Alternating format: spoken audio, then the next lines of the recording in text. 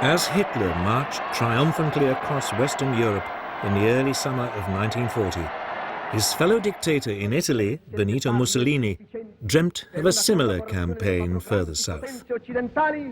Fiamma il sangue ai principi che sorgono e che nascono e I principi che declinano, la vittoria è per noi, per I primi.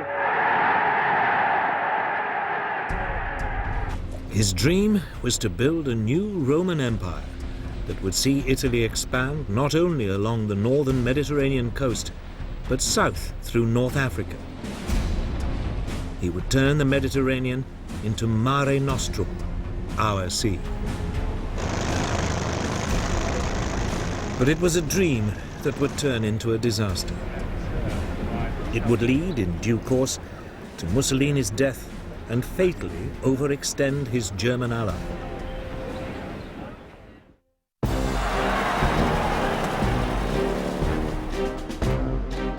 At the start of the war, Italy already controlled Libya and Abyssinia, Ethiopia today. Mussolini calculated that if he could take British-controlled Egypt and Sudan, he would be able to create a huge swathe of Italian-controlled territory. It looked like an easy campaign.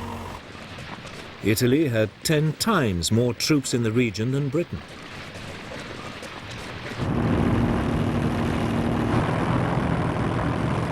In September 1940, Mussolini invaded Egypt and captured the small coastal town of Sidi Barrani.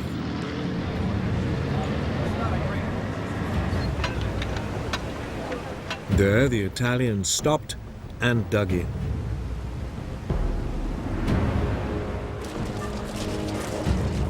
Britain gathered all available forces for a counterattack.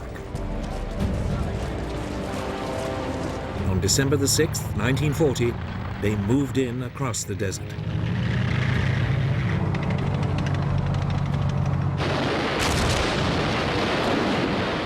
Just 4 days later, they overran the Italian defenses.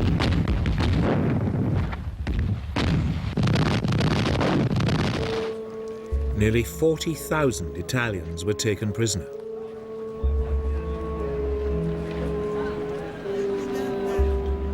It was the first sign that the Italian army was in poor fighting shape. The remainder of the defeated Italians retreated back across the Libyan border.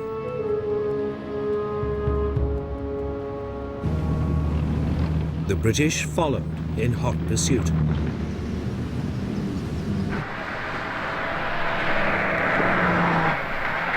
In barely a month, the Western Desert Force, as it was called, had advanced almost 600 miles across Libya.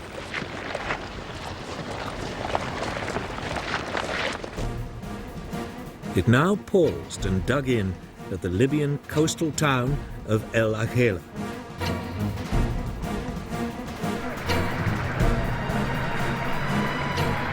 Almost half of Italy's Libyan empire had been seized and over 100,000 Italian troops taken prisoner.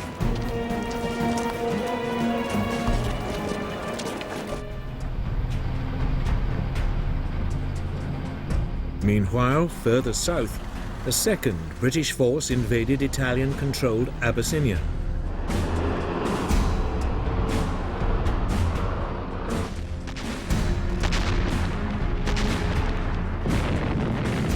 The fighting lasted for nearly 12 months. The rugged terrain made communications and transport difficult.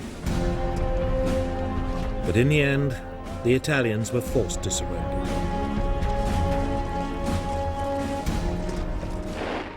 But even as Abyssinia was being secured, Mussolini's empire building was causing problems in another part of the Mediterranean.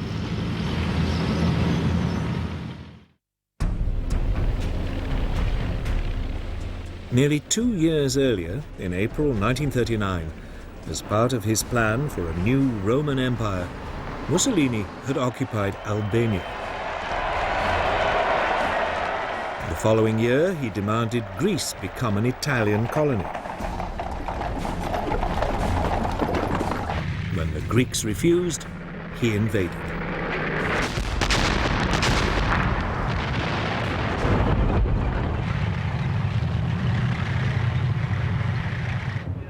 The Greeks were outnumbered more than 2 to 1, but they swiftly turned back the Italian advance.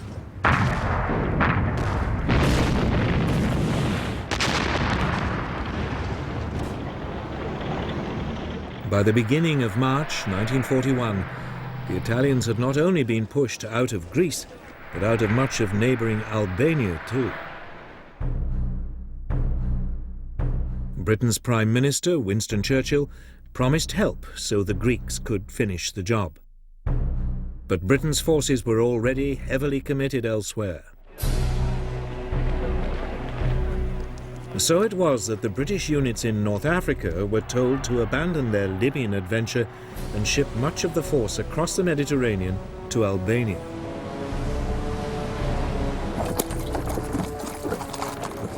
As the Italian troops were now pushed back, Mussolini's Balkan ambitions fell apart.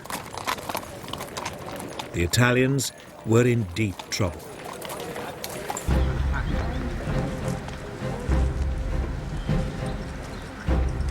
It left Hitler with a problem. Should he divert troops from elsewhere in Europe to support his most important European ally, or should he abandon Mussolini to his fate? He decided to help.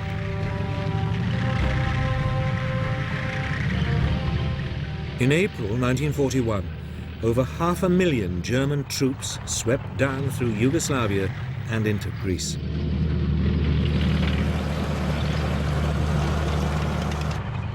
For Germany, it would prove to be the beginning of a fateful entanglement with Mussolini's political dreams.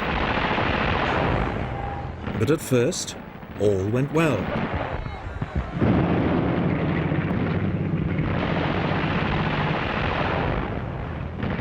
The Greeks, despite British help, were unable to hold the Germans back, and in late April, the Axis forces captured the Greek capital of Athens.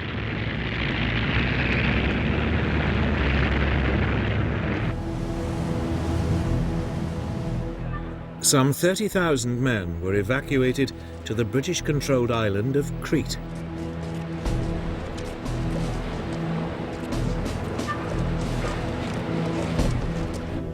Hitler decided to flush them out.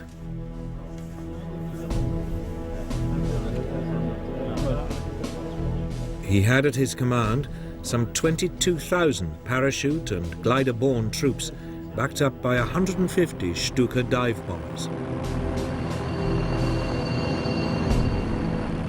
The landings began at first light on May the 20th.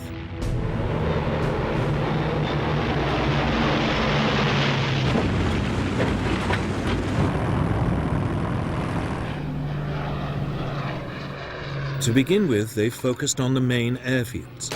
The Allied forces were overstretched. There were incessant German air attacks.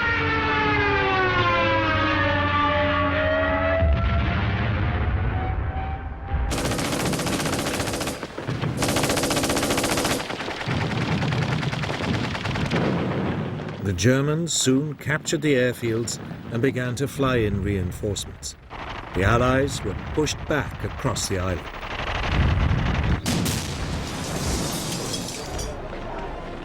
Two weeks later, it was all over.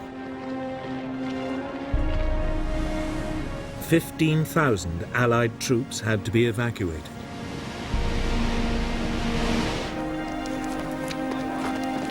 A further 18,000 were taken prisoner.